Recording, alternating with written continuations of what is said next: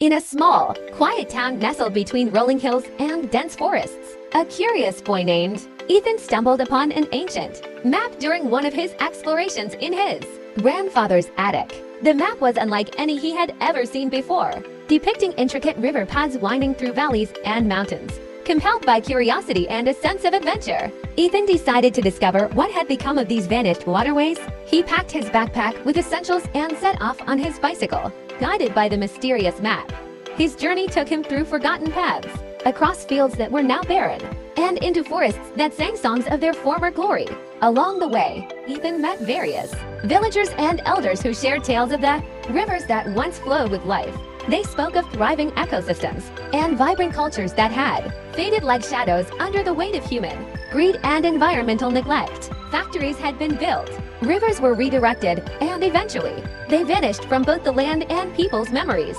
Determined to restore the rivers, Ethan sought help from those who remembered and cared. He gathered a group of villagers, artisans, and young enthusiasts who were inspired by his passion.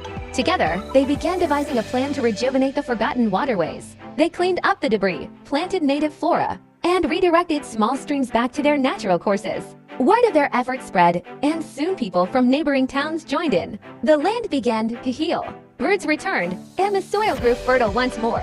Over time, the rivers started to flow again, carrying life-giving water through dusty banks, reawakening the region's forgotten beauty. Ethan realized that the true treasure wasn't in the rivers themselves, nor was it in the wealth that could now be harvested because of the revival. The real treasure lay in the unity and sustainability of the community, achieved by coming together to mend the wounds inflicted by past actions.